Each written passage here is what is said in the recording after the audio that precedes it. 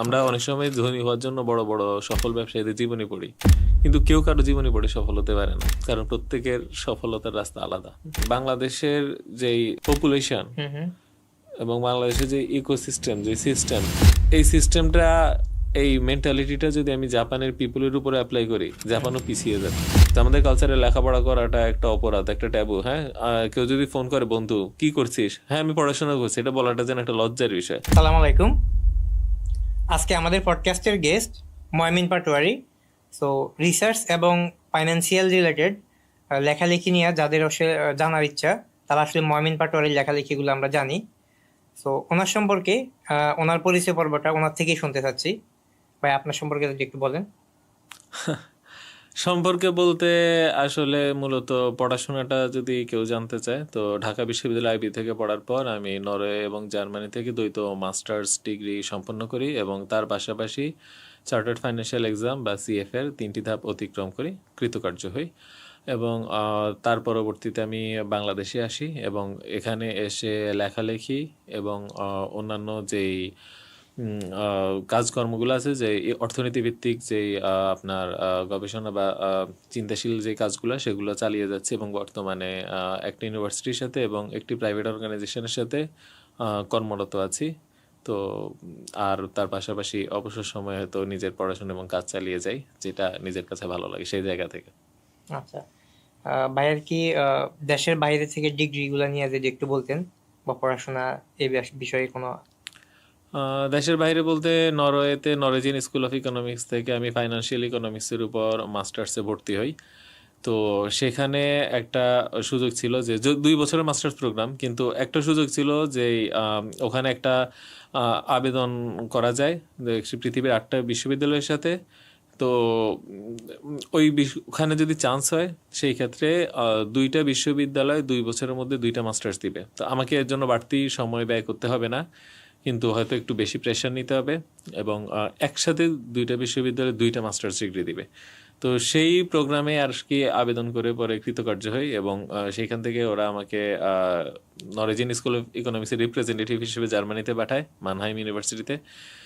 তো সেই হিসেবে আর কি আমাকে 2টা বিশ্ববিদ্যালয় আমাকে ডিগ্রি প্রদান করে এবং মানহাইম ইউনিভার্সিটিতে আমার যে স্পেসিফিকেশন ছিল সেটা ছিল কর্পোরেট ফাইন্যান্সের উপর, আর নরওয়েজিয়ান স্কুল অফ ইকোনমিক্স ইনভেস্টমেন্টের উপর আমি বেশি ফোকাস করি। আচ্ছা, তো ভাই আপনি তো নরওয়ে তো জার্মানিতেই ছিলেন। তো সেখান থেকে আপনার কি ওইখানে থেকে যাওয়ার ইচ্ছা ছিল, নাকি কখনো এটা ইচ্ছা হয় না যে না আপনি দেশে ব্যাক করছেন কেন? দেশে ব্যাক করেছি কেন বলতে, আমার আসলে চেঞ্জ মেকার হিসেবে কাজ করার প্রতি প্রেরণাটা আরো বেশি কাজ করে। আচ্ছা। ধরা যাক বিদেশে হয়তো এক ধরনের স্টেবল লাইফ লিড করা যায়, কিন্তু স্টেবলের চেয়ে বরং চ্যালেঞ্জিং লাইফ, সেটা আমাকে আরো বেশি অ্যাট্রাক্ট করে, বিশেষ করে যদি এর সাথে আমি নিজের মেধা বা শ্রম দিয়ে সমাজে কোনো পজিটিভ চেঞ্জ আনতে পারি। তো সেই ক্ষেত্রে আমার মনে হয় যেন বাংলাদেশকে নিয়ে কাজ করার জায়গাটা আরো বেশি ছিল। আচ্ছা। সেই চিন্তা থেকেই আমি মনে করি যে বাংলাদেশে আসলে হয়তো আমার নিজের যে শিক্ষা বা মেধাটা আরো বেশি কাজে লাগতো। আর তাছাড়া আমার পড়াশোনাকালে দেখেছি যে ফাইন্যান্স প্রফেসরের অত্যন্ত মানে সংকট বাংলাদেশে। তো আমাদের দেশে যে বিবিএ সিলেবাস, সেটা দিয়ে বিদেশে ফাইন্যান্সে মাস্টার্স বা পিএইচডিতে ওইভাবে অ্যাপ্লাই করা যায় না, কারণ ম্যাথ হেভি না। কারণ রিসার্চে দেখা যায় ম্যাথ, প্রোগ্রামিং ল্যাঙ্গুয়েজ ইত্যাদি লাগে, কিন্তু রাইট। আমাদের দেশে যে বিবিএ সিলেবাস এখানে ওগুলো শেখানো হয় না। তো সেই জন্য আমাকে আলাদাভাবে মাস্টার্সের জন্য কোর্স করতে হয়েছে, বাংলাদেশে থেকেও করেছি। এবং বলা যায় যে খুব একটা কষ্টকর যাত্রার মধ্যে দিয়ে আসলে ওই ট্র্যাকে পরে যেতে পেরেছি। সেই জায়গা থেকে ইচ্ছা ছিল যে একটা ভালো ফাইন্যান্সের শিক্ষক হব। তো ওই স্বপ্নেও বাংলাদেশে আসা, আহ, সেটাও একটা কারণ। তো আসার পরেও অনেক কাঠখড় পোহাতে হয়েছে এবং অনেক বিশ্ববিদ্যালয় থেকে আসলে রিজেক্টেডও হয়েছে এবং মানে জিনিসগুলো বেশ দুঃখজনক একটা পর্যায়ে। তো শেষ পর্যন্ত ভাবলাম যে আসলে কারো জীবন তো আসলে থেমে থাকে না। তো নিজের আগ্রহের জায়গা থেকে যেন কাজটা আগাতে পারি, সেই থেকে আসলে বই লেখা, ভিডিও সামনে আসা, মানুষকে নিয়ে এঙ্গেজ করা। এখনো স্বপ্ন দেখি যে নিজের একটা মানে প্রতিষ্ঠান হবে যেখানে মানুষ এসে শিখে যাবে এবং নিজে শিখাতে পারবো, অন্য কারো দ্বারস্থ না হয়ে। তো সেই স্বপ্ন এখনো দেখি এবং বইও লেখি। এবং সত্যি কথা বলতে বাংলাদেশের মানুষের জন্য, অর্থনীতির জন্য এই দেশের যে ভ্যালুস, সেগুলোকে কেন্দ্র করে কিভাবে আমাদের আসলে চলতে হবে সেটার জন্য যে অর্থনৈতিক থিওরিগুলো এইভাবে দাঁড়া করানোর চেষ্টা খুব কমই হয়েছে, বরং আমরা দেখেছি বিদেশে এটা কাজ করেছে, বিদেশিরা এটা তৈরি করেছে, ওদের সমাজকে নিয়ে ওদের অর্থনীতিকে নিয়ে ওরা চিন্তা করেছে, আমরা সেগুলো কপি পেস্ট করতে চেয়েছি। তো এই দেশের যেই স্পেসিফিক কন্ডিশন এবং মানুষের যে থিঙ্কিং প্যাটার্ন, সেইটার উপর ভিত্তি করে থিওরি দাঁড়া করে এই দেশে কীভাবে অপারেট করতে হয় সেইটা নিয়ে আসলে এভাবে কাজ হয়নি। তো এই জায়গা থেকে আমার ইচ্ছা আছে কাজ করার। আচ্ছা, এখানে চেঞ্জ মেকিং এর বেশ ভালো একটা পয়েন্ট তাহলে। বেশ কিছু আপনি পয়েন্ট এখানে অলরেডি বলছেন যে বেশ কিছু পয়েন্ট বাংলাদেশে যে বিভিন্ন রকমের মানে এখন হচ্ছে ল্যাকিংস রয়েছে, রাইট? সো অলরেডি আপনি এই ধরনের কোনো কার্যক্রম কি এখনো মানে পরিকল্পনায় আছে নাকি অলরেডি শুরু করছেন, কিংবা শুরু করা বলতে আসলে এক একজনের লাইফের জার্নিটা এক এক রকম। দেখবেন যে আসলে আপনি যদি 10টা আপনার পছন্দের ব্যক্তিত্বকে বের করেন, 10 জনের জীবন 10 ভাবে স্টার্ট এবং 10 জনের জীবন 10 ভাবে চলেছে। আমরা অনেক সময় ধনী হওয়ার জন্য বড় বড় সফল ব্যবসায়ীদের জীবনী পড়ি, কিন্তু কেউ কারো জীবনী পড়ে সফল হতে পারে না, কারণ প্রত্যেকের সফলতার রাস্তা আলাদা। তো আমি যেভাবে স্টার্ট করেছি এটা ছিল অনেকটা গণমুখী। বিশেষ করে আমি আসলে আগে কি সবসময় আমরা দেখেছি অর্থনীতির জ্ঞানটা মূলত পণ্ডিতদের মধ্যে বা ফাইন্যান্সের জ্ঞানটা পণ্ডিতদের মধ্যে সীমাবদ্ধ থাকবে বা পাণ্ডিত্যপূর্ণ আলোচনা নিজের মধ্যে থাকবে। সেই জায়গা থেকে আমি সরল ভাষায় এটা পাবলিক লেভেলে আনার চেষ্টা করেছি, যেন ম্যাস পিপলকে, যেই সেক্টরের লোকই হোক না কেন এবং যেই এডুকেশন ব্যাকগ্রাউন্ডের হোক না কেন, যে এটা সবাই পড়তে পারবে, বুঝতে পারবে, এমনকি একজন মানে গ্রামের কৃষকও অর্থনীতি সম্পর্কে জানতে পারবে, বুঝতে পারবে। এটা ছিল আমার একটা স্বপ্ন এবং ওই জায়গা থেকে কাজ করেছি আলহামদুলিল্লাহ। ওই জায়গা থেকে বেশ ভালো সাড়া পেয়েছি। এটা অবশ্যই মানে একটা ভালো লাগা জায়গা। তার পাশাপাশি আমার চেঞ্জ মেকিং এর জন্য এটা তো অবশ্যই একটা ফার্স্ট স্টেপ ছিল। তার পাশাপাশি এখন যে জিনিসটা চিন্তা করছি সেটা হচ্ছে কি, যে আরো ভালোভাবে মানুষকে শেখানোর জন্য যদি পার্সোনালি কিছু মানুষকে নিজের থেকে শিখাতে পারতাম শিক্ষক ছাত্রের মতন করে, সেটা হয়তো আরো ভালো লাগতো। এবং সেই জন্য কাজ করছি। অনলাইনে কোর্স আছে এবং তার পাশাপাশি ইচ্ছা আছে নিজে হাতে কলমে কিছু মানুষকে নিয়েও কাজ করার ভবিষ্যতে, যদি আল্লাহ সুযোগ দেয় ইনশাল্লাহ। আর আরও স্বপ্ন আছে, জানি না এটা কবে পূরণ হবে। সেটা হচ্ছে একটা রিসার্চ অর্গানাইজেশন করা, যেটা সরকারের সাথে পলিসি লেভেলে কাজ করবে, বিশেষ করে প্রযুক্তিগত উন্নয়ন সাধনের জন্য কিভাবে আমরা কাজ করতে পারি এবং প্রযুক্তি আর অর্থনীতি যে আসলে রিলেটেড। বিশেষ করে আমরা যদি এশিয়ার যে দেশগুলো উন্নয়নশীল থেকে উন্নত হতে পেরেছে কিংবা দরিদ্র থেকে উন্নয়নশীল, সবখানে দেখি যে আমরা একটা প্রযুক্তির উন্নয়ন দিয়েই তারা কি উন্নত হতে পেরেছে। যারা ওই সিঁড়ি বেয়ে উপরে উঠতে পারেনি, তারা যদি না খনিজ সম্পদ থাকে, তারা আসলে আগের জায়গাতেই রয়ে গেছে। তো এই জায়গাগুলো নিয়ে কাজ করা এবং এগুলো স্টাডি করে বের করা, এগুলা হচ্ছে কি যে ভবিষ্যতের স্বপ্ন। আর বর্তমানে আসলে গণমুখী কাজটাই বেশি হয়েছে এখন পর্যন্ত। এবং তার পাশাপাশি বইগুলাতে আমি চেষ্টা করেছি যে অর্থনীতিটাকে আসলে আমরা যেইভাবে দেখি সেইভাবে না দেখে, বরং আসলে সত্যি কথা বলতে একেবারে নিজেদের আমাদের একটা জিনিস চিন্তা করেন, যে হয়তো এখানে কথাটা একটু জড়ালাম, তারপরে আবার বলি যে ধরা যাক আমরা যদি আমাদের দেশের মানুষের কথাই বলি, যে আমরা আসলে দেখা গেল যে বেশিরভাগ মানুষই ইসলামে বিশ্বাস করি এবং ইসলামকে ভালোবাসি, কিন্তু যখন অর্থনীতির ব্যাপারে আসে প্রত্যেকে আমরা সুদের সাথে জড়িত। কিন্তু কোরআন স্পষ্ট লেখা যে সুদ হচ্ছে আল্লাহর বিরুদ্ধে যুদ্ধ। তার মানে আমরা আল্লাহর বিরুদ্ধে যুদ্ধ যেতেও প্রস্তুত আছি। এটা মানে এই জায়গাতে আসলে সলিউশনটা কি, বা এই জায়গাতে মডার্ন ইকোনমিজের রোলটা কি, এবং এইরকম একটা ভ্যালুজের জন্য এই দেশের অর্থনীতি কিভাবে সাজাতে হবে বা কি, এই জিনিসগুলো নিয়ে কিন্তু আসলে আমাদের চিন্তা নেই, বরং আসলে বিদেশি সিস্টেমটাকে ফুল কপি পেস্ট করেছি। তো এই জায়গা থেকে নতুন করে আসলে চিন্তা করার এবং মানুষকে বোঝানোর এবং কাজে লাগানোর সময় এবং জিনিসগুলো প্রস কনস নিয়ে আলোচনা করা, যে একটা লিটারেচার ক্রিয়েট করা, সেইটা হাতে খড়ি বলা যায় কি যে করেছি, এবং সম্পূর্ণ বাংলাতে এবং এই দেশের মানুষের উদাহরণের মধ্যে দিয়ে। তো এই কাজটা আমি একা করলে তো হবে না, আরো হয়তো মানুষ আগায় আসবে এই আশা করি। এবং সামওয়ান হ্যাজ টু স্টার্ট, তো আমাকে স্টার্ট করতে হয়েছে। আর সেই জন্যই মনে করি যে এই জায়গাটা একটা গুরুত্বপূর্ণ জায়গা ছিল চেঞ্জ মেকার হিসেবে। খুবই সুন্দর। এই চেঞ্জ মেকিং গুলো আশা করি আমাদের দেশে খুব একটা প্রভাব ফেলবে অদূর ভবিষ্যতে। আর এখানে আমরা আরেকটা বিষয় নিয়ে আমি শুরুর একটা প্রশ্ন থেকে আমি নিয়ে আসি, যে একটা আপনি বলছেন যে বাংলাদেশের বিবিএ যে সিলেবাস এবং ইন্টারন্যাশনাল যে সিলেবাস, এটা নিয়ে একটু ডিসকাশন করতে চাচ্ছি।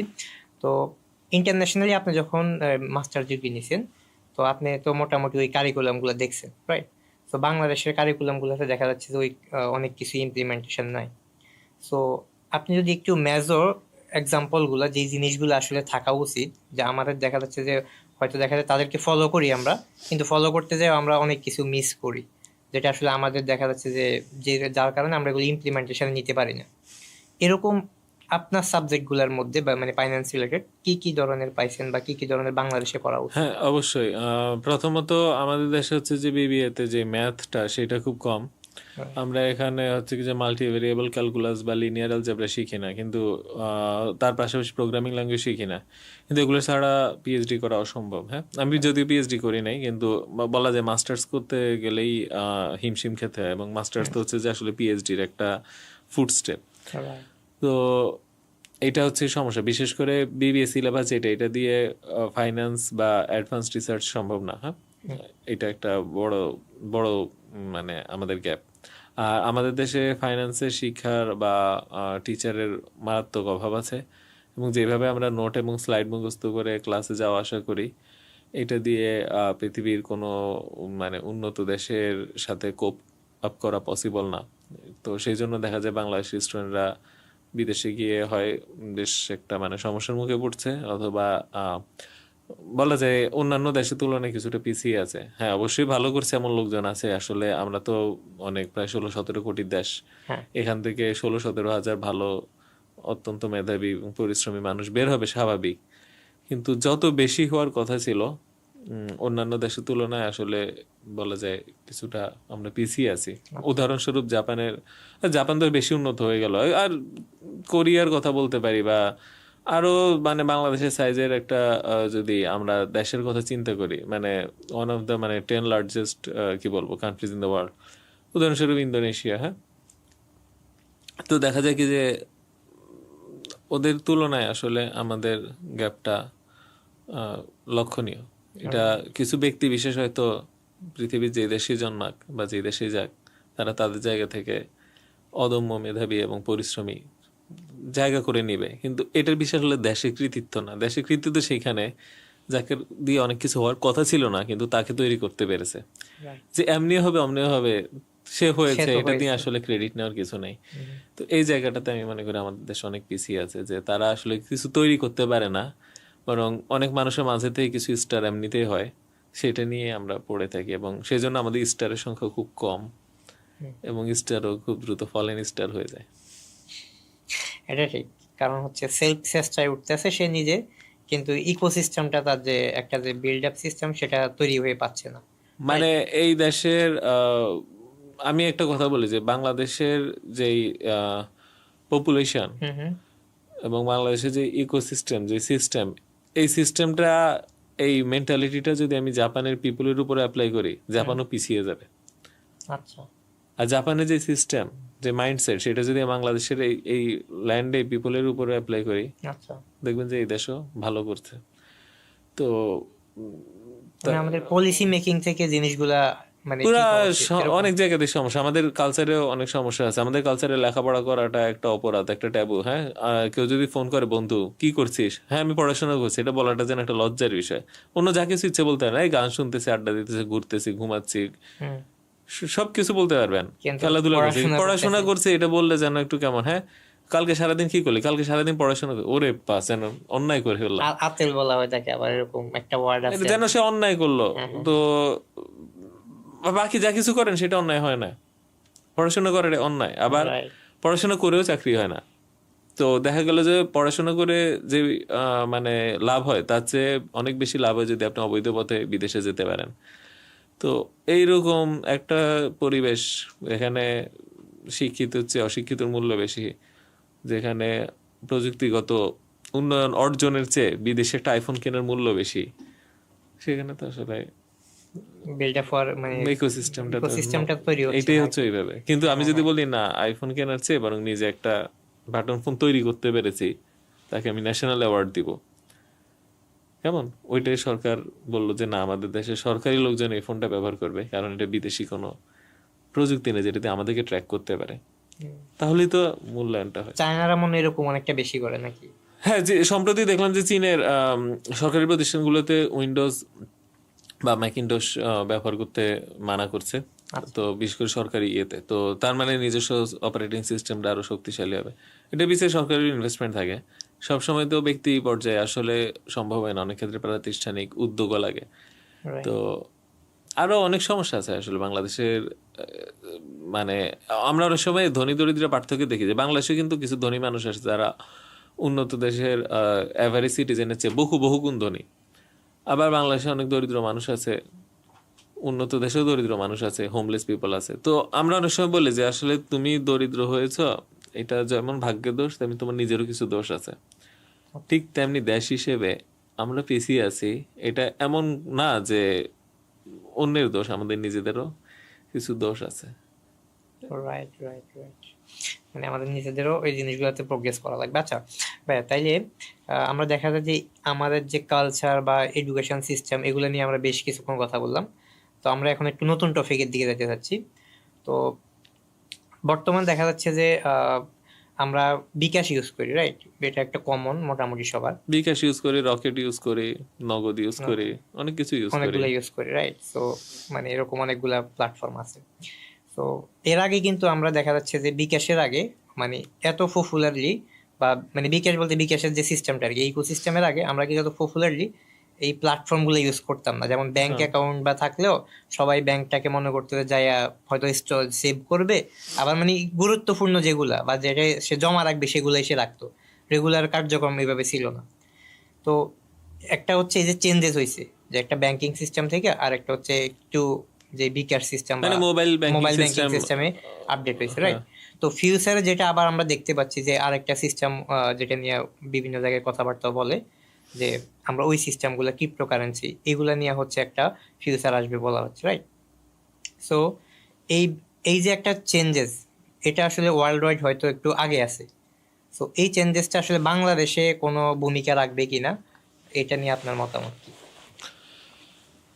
মোবাইল ব্যাংকিং আমার মনে হয় বাংলাদেশ যথেষ্ট আগানো, আর ক্যাশলেস ইকোনমি হচ্ছে আসলে ব্যাংকের জন্য অনেকাংশে আরো লাভই হচ্ছে, আরো বেশি টাকা ব্যাংকের সিস্টেমে চলে যাচ্ছে, এবং ক্যাশলেস ইকোনমির কিছু সুফল তো আছেই। আমরা সারা দেশে যে কোনো প্রান্ত থেকে সেকেন্ডের মাঝে লেনদেন করতে পারি, বাণিজ্য করতে পারি। আপনি একটা কোর্স বিক্রি করছেন, সেটা ক্যাশলেস ইকোনমি দিয়ে সম্ভব হচ্ছে। ক্যাশে হলে এটা বেশ লং প্রসেস হয়ে যেত।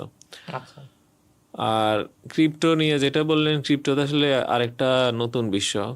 ক্রিপ্টো নিয়ে আলোচনা করাটা একটু সময় সাপেক্ষ আসলে। অন্য ক্যাশলেসের সাথে ক্রিপ্টোকে তুলনা করলে এখানে একটা বেশ বড় একটা মিস্টেক হবে। ক্রেডিট কার্ডের টাকা আপনি চোখে দেখেন না, বিকাশে লেনদেনের টাকা চোখে দেখেন না, আর ক্রিপ্টো দেখেন না, তাহলে তফাৎটা কি? এই তফাৎটা বোঝাটা হচ্ছে কি যে একটা ভেরি ইম্পর্ট্যান্ট পয়েন্ট, এবং এই পয়েন্টটাই বেশিরভাগ মানে ক্ষেত্রে আমাদের কনফিউশনটা ক্রিয়েট করে যে দুইটাই তো ক্যাশলেস, এটার নাম আবার ক্রিপ্টো কেন হলো? তো আচ্ছা, এটা একটা লম্বা আলোচনা, তো আপনি জানি না এই ব্যাপারে কতটুকু জানতে চান। আমার ওই কোশ্চেনটা এটাই যদি একটু ক্লিয়ার করেন আর কি, যে এই যে তিনটাই তো ক্যাশলেস, রাইট? তো আসলে এই জিনিসটা সম্পর্কে একটু যদি শর্টে বলেন যে আসলে তিনটা ক্যাশলেস মধ্যে পার্থক্যটা কোথায়? তিনটা বলতে ক্রেডিট কার্ড আর বিকাশ। হ্যাঁ, ক্রেডিট কার্ড বা ডেবিট কার্ড বলেন, বা বিকাশ, রকেট, নগদ ইত্যাদি বলেন, এই সবগুলোই হচ্ছে যে ব্যাংক মানি। রাইট, ক্রিপ্টো হচ্ছে অ্যানাদার কাইন্ড অফ মানি। ওকে, ওকে, তো ধরা যাক আপনি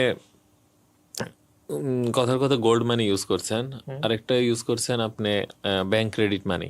দুইটা কিন্তু এক না। না, আপনি চাইলে গোল্ডকেও ডিজিটালাইজ করতে পারেন। হ্যাঁ, গোল্ড কার্ড ইউজ করতে পারেন, গোল্ডের প্লাস্টিক কার্ড ইউজ করতে পারেন, সেখানে ঘষে দিবেন, এক অ্যাকাউন্ট থেকে আরেক অ্যাকাউন্টে গোল্ডের ফ্র্যাকশন চলে যাবে। হ্যাঁ, ইটস পসিবল। কিন্তু আপনাকে যদি বলা হয় আচ্ছা চোখে গোল্ড দেখি না কিন্তু গোল্ড কার্ড ইউজ করি, আবার চোখে টাকা দেখি না ক্রেডিট কার্ড ইউজ করি, দুইটা কি এক? উত্তর কি? না। না। ক্রিপ্টো ঠিক এরকম। এটা হচ্ছে আরেকটা নিউ ফর্ম অফ মানি, যেখানে টাকাটা আসলে আমাদের যে সেন্ট্রাল ব্যাংক অথরিটি কিংবা ব্যাংক তারা তৈরি করে না। আচ্ছা। এই টাকাটা সম্পূর্ণ আলাদা একটা টাকা। এইটার ফুল নেটওয়ার্কটা মেনটেন করে যারা ক্রিপ্টোকারেন্সির যে ইকোসিস্টেমের পার্টিসিপেন্ট তারা, আচ্ছা। ধরলাম মাইনার, হ্যাঁ। হুম। তো ওদের অ্যাক্টিভিটিজের মধ্যে দিয়ে নতুন কারেন্সি তৈরি হয় এবং ওরা নিজেরা পুরা সিস্টেমটাকে ফ্যাসিলিটেট করে। তো এটা হচ্ছে কি যে নতুন মুদ্রা, এবং এইটা কখনো ফিজিক্যালি আপনি অস্তিত্ব পাবেন না। তবে হ্যাঁ, এখন যেরকম ডলার ভাঙিয়ে টাকা করি সেইভাবে ক্রিপ্টো ভাঙিয়ে আপনি একটা ফিজিক্যাল কারেন্সি কনভার্ট করতে পারেন। আচ্ছা, তো আমার প্রশ্নটা হচ্ছে এইখানে তো দুইটাই যদি ক্যাশলেস হয়, দুইটা তো ডিফারেন্ট টাইপ, তো আসলে ওটার প্রয়োজন কেন? আমরা তো এখন একটা সিস্টেমে আছি, এটা প্রয়োজনীয়তা কি কারণে আপনার মনে হচ্ছে যে অনেক কারণে প্রয়োজন দেখে তো এটা ব্যবহার হচ্ছে। প্রথমত হচ্ছে যে ব্যাংকে আপনি যে ধরনের লেনদেন করেন এগুলো সব হচ্ছে ট্র্যাকড, হ্যাঁ। ব্যাংক আপনার সমস্ত লেনদেনের তথ্য জানে এবং আপনার বিরুদ্ধে যদি কখনো মামলা হয় ব্যাংক এগুলা ডিসক্লোজ করবে। এটা হচ্ছে একটা ব্যাপার।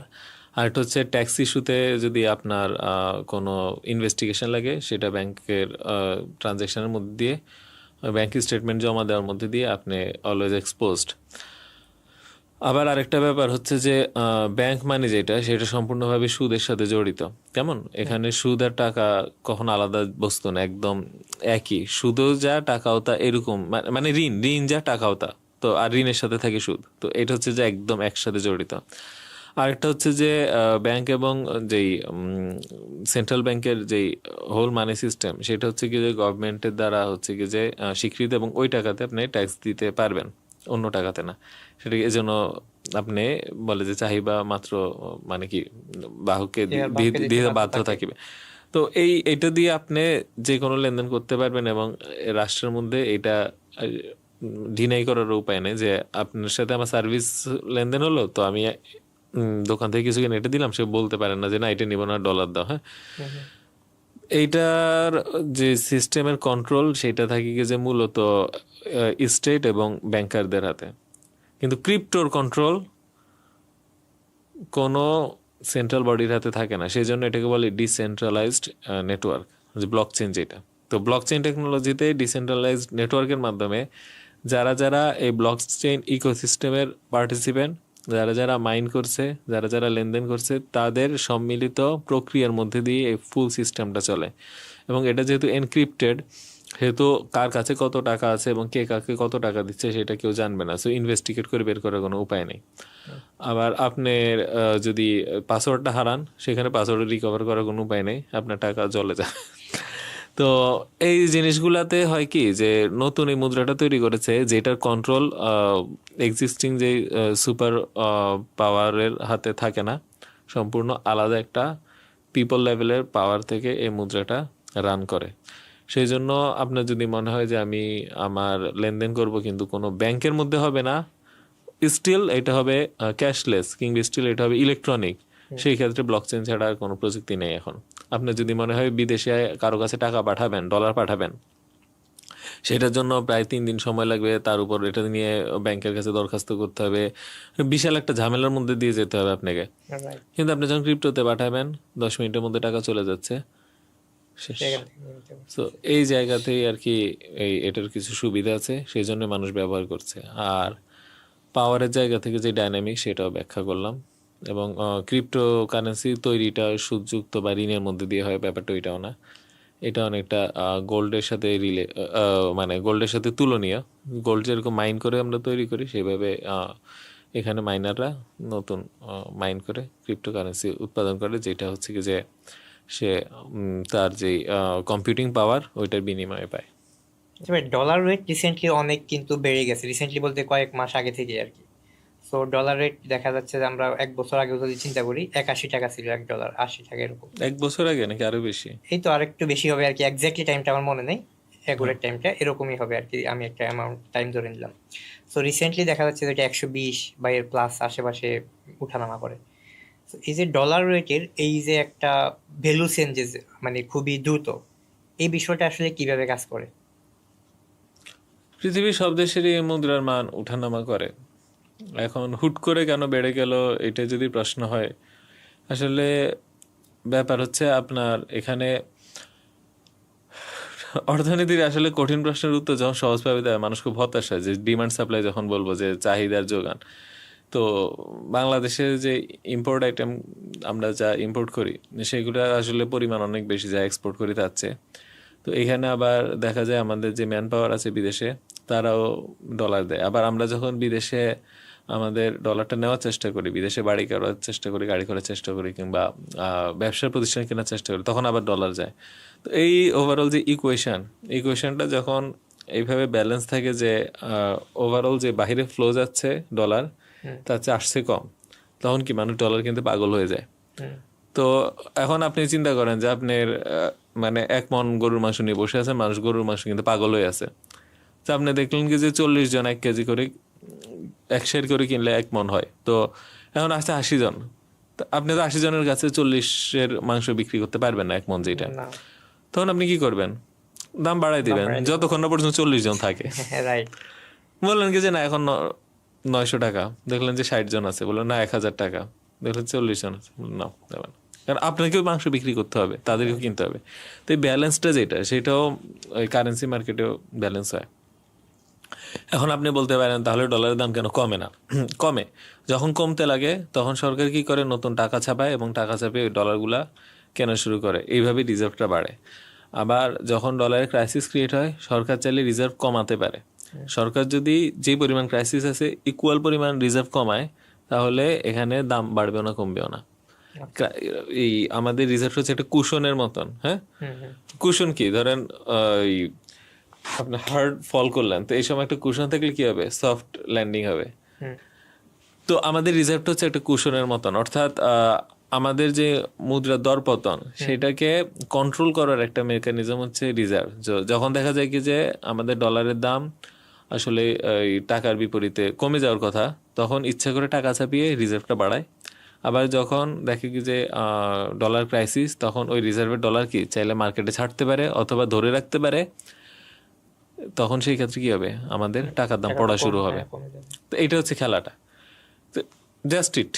এখন এই খেলাটার মধ্যে দিয়েই যখন আমরা আয় করব বেশি, তখন এক অবস্থা, যখন আমরা ব্যয় করব বেশি ডলার, দেশে চলে যাবে, তখন আরেক অবস্থা। এবং এর মাঝে রিজার্ভ যার হাতে আছে, বাংলাদেশ ব্যাংক, সে কি সিদ্ধান্ত নিবে, সে এই সব কিছু মিলাই দাম উঠানামা, নাথিং ভেরি ডিফিকাল্ট। এখন আমরা যদি চাই যে এই জিনিসটাকে কাইন্ড অফ মানে এত বেশি উঠানামা, মানে উঠানামা তো একটু করবেই, কিন্তু লাইক একটা লার্জ স্কেলের উঠানামা হয়েছে যে 80 থেকে 120, এটা কিন্তু খুবই বড় অ্যামাউন্ট, রাইট?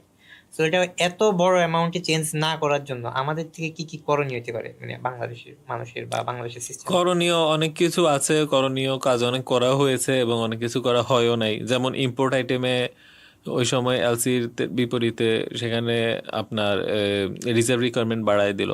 তারপর হচ্ছে কি যে অনেক লাক্সারি আইটেম ইম্পোর্ট করা বন্ধ করায় দিল। এভাবে দেখা গেল যে ইম্পোর্ট যেই অ্যামাউন্ট সেটা কমালো। তারপরে এক্সপোর্টে উৎসাহিত করার চেষ্টা করলো, যেমন বর্তমানে এক্সপোর্ট রেমিটেন্স আর্নিং যেটা, সেটা ট্যাক্স ফ্রি। তো এটা একটা প্রণোদনা আছে তার উপর আবার, এবং বিভিন্ন সেক্টরে আলাদা আলাদা রেটে প্রণোদনা আছে। তো এগুলো তো করা হয়েছে। আর রেমিটেন্সের যেটা, সেটা আবার ফরমাল চ্যানেলে আনার জন্য চেষ্টা করা হলো। হ্যাঁ, আবার যে পাচার, সেটা রোধ করার চেষ্টা করা হলো। এগুলাই হচ্ছে কি যে করণীয় এখন। তবে এগুলা হচ্ছে আমার কাছে লাগে সাময়িক। আমি ব্যক্তিগতভাবে যা মনে করি, বিদেশ থেকে আমরা যা কিছু কিনি সেটা রিপ্লেসমেন্ট টেকনোলজি আমাদের দেশে আনতে হবে। কেমন, আমাদের দেশের কারেন্ট তৈরি হয় জেনারেটর দিয়ে, আমাদের দেশের মোটর সাইকেল চলে ইঞ্জিনে, আমাদের দেশের গাড়ি থেকে শুরু করে ট্রাক, নৌকা, সবকিছু, হ্যাঁ, লঞ্চ, বিমান ইঞ্জিন দিয়ে তৈরি হচ্ছে। কিন্তু আমরা ইঞ্জিন তৈরি করতে পারি না, আমাদের ম্যাটেরিয়াল সায়েন্স ডেভেলপ না। আমরা বিদেশি পণ্যের প্রতি অতিরিক্ত ফ্যাসিনেটেড। হ্যাঁ, যে কোনো একটা পণ্য দেশি হলে ভাবি নিম্নমানের, খাওয়া বাদে। তো আর বাকি সবকিছু বিদেশি হলে খুব খুশি। এমনকি আমরা বিদেশি ফল যখন কিনি, খাওয়াতেও আসলে এক্সেপশন আছে, তখন আমরা বিদেশি ফলটা 500 টাকা কেজিতে কিনি। দেশের ফল 100 টাকা কেজিতে থাকে, কিন্তু এটাকে কিনতে ভালো লাগে না। এটা 200 টাকা হলে বিরক্ত যে দেশের কৃষকরা এত খারাপ কেন, দেশের সিন্ডিকেট কেন ইত্যাদি। কিন্তু বিদেশি ফল 500 টাকা দিয়ে কিনছে, একই 1 কেজি, দুইটা 1 কেজি। তো টেস্টেরও চেঞ্জ করার ব্যাপার আছে, প্রযুক্তিগত উন্নয়নের ব্যাপার আছে, আবার আমাদের যেই দুর্নীতি সেটা একটা কারণ ছিল। তো বর্তমানে রিজার্ভ ক্রাইসিসটা সর্বশেষ তথ্য দেখা মতে ভালোর দিকে আছে, জানি না। আবার সামনে অনেক ঋণ আছে, ঋণগুলো পরিশোধ করতে হবে, অনেক বড় মেগা প্রজেক্ট নিয়েছে, ওগুলো সুদে আসলে পূরণ করতে হবে। তো অনেক ব্যাপার আছে এখানে। এটা ওয়ান নাইট সলিউশন না, এটা একটা লং মানে টার্ম লং টার্ম একটা প্ল্যানিং প্রয়োজন, এবং কোনো কাজ করার আগেও প্ল্যান করতে হবে। যেমন আমি এই বিদেশি টাকায় পদ্মা সেতু করলাম, তো এখন পদ্মা সেতু কি আমাকে আরো বিদেশি টাকা আর্ন করাবে কিনা সেটা হিসাব করতে হবে। তো দেখা গেল যে পদ্মা সেতু করাতে মানুষের অনেক উপকার হয়েছে, মেট্রো রেল করাতে মানুষ অনেক উপকৃত হয়েছে, কিন্তু আমাদের এক্সপোর্টে এটা হিট করবে না। তো সেই ক্ষেত্রে আমি ডলারটা আর্ন করবো কিভাবে, সেটা একটা প্রশ্ন। তো এইরকম অনেক হিসাব নিকাশ করে কাজ করলে আমার মনে আমাদের হয় একটা ইকোসিস্টেম রেডি রাখা লাগবে যে আমি একটু ইকোসিস্টেমের আনছি। ইস্যু না, আমার মনে হয় এটা পলিসির জায়গা থেকে অ্যাওয়ারনেসের ইস্যু, আচ্ছা, এবং কালচারাল জায়গা থেকে অ্যাওয়ারনেসের ইস্যু। এগুলো একটু আপডেট করা দরকার। হ্যাঁ, আরো অনেক ব্যাপার আছে, এগুলো বললে তো অনেকে রাগ করে। এখন মনে করেন যে গ্রামগঞ্জে যেমন পাকা বাড়ি করা, পাকা বাড়ির যে ম্যাটেরিয়াল সেগুলো বিদেশ থেকে আনতে হয়। এখন আমি গ্রামে যদি আমি বলি না তোমরা বাঁশের বাঁশের বেড়া আর হচ্ছে কি যে ছন ইত্যাদি দিয়ে করো, দুইটার একটাও বিদেশ থেকে আনতে হয় না। এখন আমরা রিক্সা বলছি যে অটো রিক্সা ভালো লাগে, কাঠের রিক্সা ভালো লাগে না। এখন অটো রিক্সার ব্যাটারি এবং অটো রিক্সার মোটর দুইটাই বিদেশ থেকে আনতে হবে। হ্যাঁ, অটো রিক্সা তৈরি হয় স্টিল দিয়ে, বাংলাদেশে স্টিলের খনি নেই, লোহার খনি নেই। তখন এগুলা বললে তো মানুষের তো বললো যে না তুমি তো আসলে প্রযুক্তিগতভাবে পিছিয়ে নিয়েছো। আসলে প্রযুক্তি মানে কিন্তু বিল্ডিং ম্যাটেরিয়ালসের প্রযুক্তির ব্যাপারটা এরকম না। ধরেন আমি আগে ব্যবহার করতাম নোকিয়া 1100, এখন ইউজ করছি আইফোন, কিন্তু শুধু কথাই বলছি আর কিছু করছি না। আমি বয়স্ক মানুষ, আমি ফোনে কিছু ইউজ করতে পারি না, কিন্তু আমার ওইটা লাগবে। হ্যাঁ, তো এটা কিন্তু এমন না যে আমি প্রযুক্তিগতভাবে উন্নত হয়ে গেছি, আমি আগে যাচ্ছিলাম তাই আছি, বরং কিছু টাকা অপচয় করছি। এবং দেখা গেল যে আমি আমার জীবনের সমস্ত সঞ্চয় দিয়ে একটা পাকা বাড়ি করলাম, কিন্তু আসলে কি পাকা বাড়ি দরকার ছিল কি ছিল না, মানে সেইটা চিন্তা না। ও করে, আমি করি, সবাই করে, এটা কম্পিটিশন। এটা ছাড়া বিয়ে হবে না, এটা করতে হবে, নতুন বউ আনতে হলে বাড়ি এই ধরনের ইস্যু আসলে প্রযুক্তিগত উন্নয়ন না, এটা হচ্ছে কি যে একটা কালচারাল ফ্যাসিনেশন।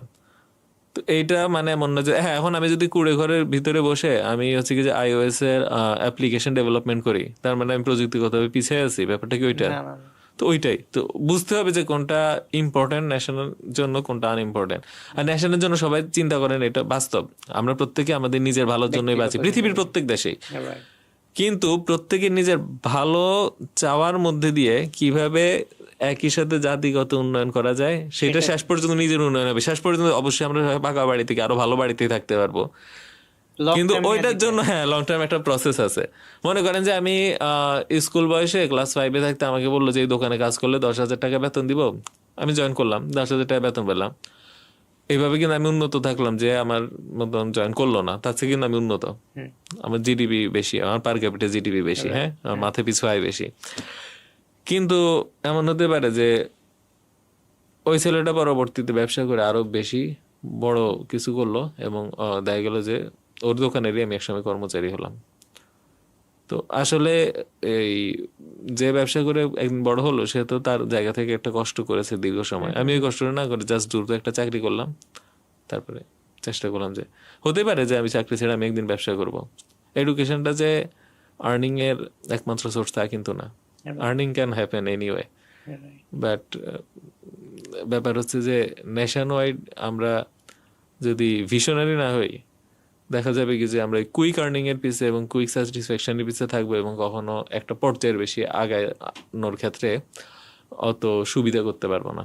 অসম্ভব বলবো না, হয়তো খুব একটা মানে বেশি দূর যাওয়া টাফ হবে। টাফ হবে, ইম্পসিবল না, টাফ হবে। Impossible না, কিন্তু পলিসি মেকিং এর জায়গা থেকে, যদি কালচারালি জায়গা থেকে, অ্যাওয়ারনেসের জায়গা থেকে আমরা একটু গুছানো হই, তাহলে জিনিসটা আরো ইজি হবে। ইজি হবে।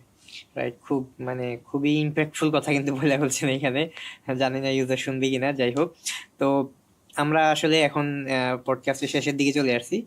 তো আমরা এখন একটু, যেহেতু আপনার একটা কোর্স আছে আমাদের প্ল্যাটফর্মে, তো ওই কোর্সটা নিয়ে একটু সামারি করে জানবো আর কি, যে কোর্সটা আসলে যার অনেকে আমাদের ইউজার আছে অলরেডি, অলমোস্ট সম্ভবত 1000 হয়ে গেছে, রাইট? সো ওই কোর্সে যে জিনিসগুলো শেখানো হয়েছে দেখা যাচ্ছে যেগুলো অনেকে শিখছে এবং এগুলা থেকে অনেক কিছু প্র্যাকটিক্যালি অ্যাপ্লাইও করছে এবং অনেক ভালো ভালো ফিডব্যাক আমরা পাইছি।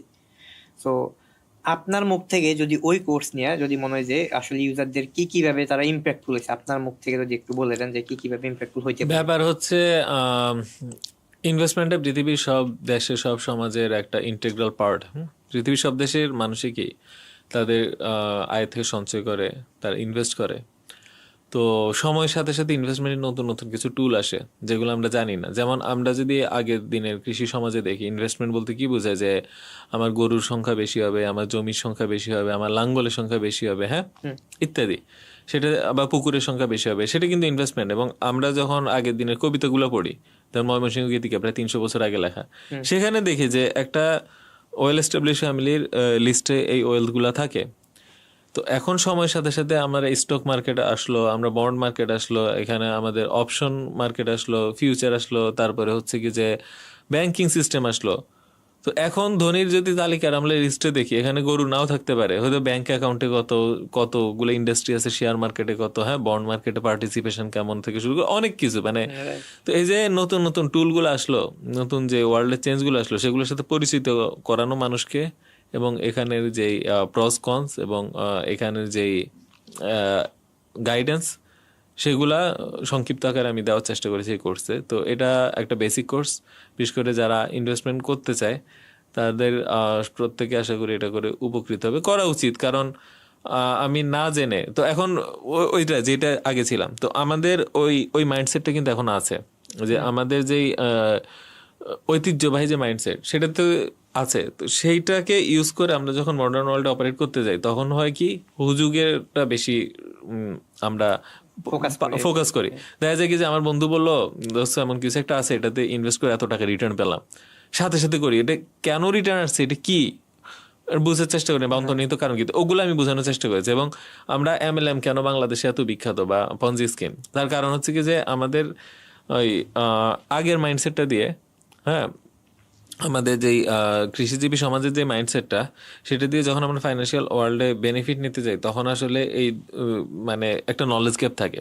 সেই জায়গাতেই অনেকটা আমরা ব্ল্যাক বক্সের মতন হিসাব করি, যে এখানে এত টাকা দিলে এত টাকা আসবে, এত টাকা দিলে এত টাকা আসবে। জাস্ট এই জিনিসটা যখন দেখে, এইভাবেই কিন্তু ইভ্যালি থেকে শুরু করে সবকিছু আমাদের থেকে মানে প্রচুর অ্যাট্রাকশন পেয়েছে এবং অনেকে টাকা খুঁয়েছে। এমনকি MTFE, নামটা ভুল বলতে পারি, তো তারা কিন্তু প্রচুর টাকা বলেছে। তাদের নাকি কি রোবট আছে, রোবট হচ্ছে কি যে ফরেক্স ট্রেডিং করে, এইভাবে সে প্রচুর আয় করে। তো তাদের পুরো মডেলটা দেখে আমি বলেছি এটা পঞ্জি স্কিম হওয়ার চান্স মানে ভেরি ভেরি হাই। এবং আমি বারবার সতর্ক করা শুরু করেছি, ঠিক তার 1 মাসের মধ্যে ওরা বন্ধ হয়ে যায়। তো এই জায়গাতে কিন্তু আসলে আমি মানুষকে বুঝাতে পেরেছি যে কিভাবে আমরা বুঝবো। তো এই জিনিসটাও করছে, সেখানে চেষ্টা করেছে যে আসলে আমরা যেন বুঝতে পারি যে কোনটা ফ্রড। তো এই জিনিসগুলো আসলে কোর্স তো অনেক সময় অনেকে কমার্শিয়াল ভাবে করে, এটাকে আমি খারাপ ভাবে দেখছি না। কেউ যদি ব্যবসার নিয়তে করে, ব্যবসা ভালো জিনিস, কিন্তু আমি চেষ্টা করেছি আমার কোর্সে যেন মানুষ সেখান থেকে কিছু শিখে যেতে পারে। কারণ অন্যের টাকাটা আমার কাছে একটু হলে সম্মানের ব্যাপার, আমার কাছে সম্মানের ব্যাপার। জানি না কে কিভাবে দেখে। আমি অন্যের টাকা নিজের মনে করতে পারি এবং ভাবি কিভাবে আমার পকেটে পড়বো, মনে করতে পারি এই লোকটা কষ্ট যেহেতু টাকা দিল, সে যেন এখান থেকে কিছু পায়। আমি নিজে ব্যক্তিগতভাবে চেষ্টা করি। তো সেজন্য চেষ্টা করেছি এই কোর্সে এমন কিছু দেওয়ার যেন মানুষ এখান থেকে শিখতে পারে। অনেকে বলতে পারে যে আচ্ছা আপনি তো চাইলে ফ্রিতে এগুলো ভিডিও বানায় নিজে দিতে পারতেন। হ্যাঁ পারতাম, আমি ফ্রিতে পর্যন্ত অনেক লেখা অনেক ভিডিও দিয়েছি আমি, কিন্তু এই জায়গাতে কখনোই মানে নিজেকে কার্পণ্য করি নাই। কিন্তু কিছু জিনিস আছে যেগুলা ফ্রিতে দিলে মানুষ মনে করে যে জিনিসটা এত মূল্যহীন। এটা একটু দুঃখজনক বাস্তবতা। একই জিনিস আপনি ফ্রিতে দিন, কিছু নিতে পারবে না, ভাবে একসময় দেখবো পরে জিনিসটা হয়তো মূল্যহীন, সেই জন্যই ফ্রিতে দিচ্ছে। তো সেই জন্য আমার মনে করি কোর্স, বই ইত্যাদি জিনিস থাকা উচিত। এবং আমার বইও যদি কেউ ফ্রিতে চায়, PDF চায়, আমি দিতে রাজি হই না। কারণ আমি বাস্তবে আমি নিজে তো কাজ করি মানুষকে নিয়ে, দেখেছি যে মানে একটা ভালো জিনিস দিবেন ফ্রিতে, কিন্তু সে এটাকে মূল্যায়ন করতে পারেন এবং ভিতরে অন্তস্থ করতে পারেন। এবং যদি একটা কোর্স 1 লক্ষ টাকা করি, খুব সামান্য জিনিস থাকলো এটা সারা জীবন মনে থাকে। হয়তো অত দামি করা হয় নাই, কিন্তু এটা বাস্তব। এটা এমন না যে কোর্স বিক্রির জন্য বা নিজের ইয়ের জন্য বলছি, এটা জাস্ট আমার নিজের অভিজ্ঞতায় বলছে। এটা যদি কেউ বিশ্বাস করে তো করলো, না করলে আমি বলবো তাকে নিজে নামতে মাঠে, নিজে কাজগুলো করতে, এবং নিজে এসে আমার কাছে বলবে যে হ্যাঁ আপনার কথা ঠিক কি ব্যাঠিক। Right right right. তো থ্যাংক ইউ ভাই, অনেকক্ষণ তো আমরা টানলাম, আর হচ্ছে গিয়ে তো আজকে আর লম্বা করবো না। তো ফিউচারে হয়তো আমরা আরো বেশ কিছু কাজ করবো ভাইয়ের সাথে, তো সেগুলো নিয়ে আজকে আর ডিসকাশন করলাম না, হয়তো অন্য আরেকদিন অন্য কোনো সময় এত ডিসকাশনের সুযোগ পেলে আমরা করব। সবাইকে এই বলে এখানে আজকের পডকাস্ট শেষ করলাম। আসসালামু আলাইকুম। আসসালামু আলাইকুম।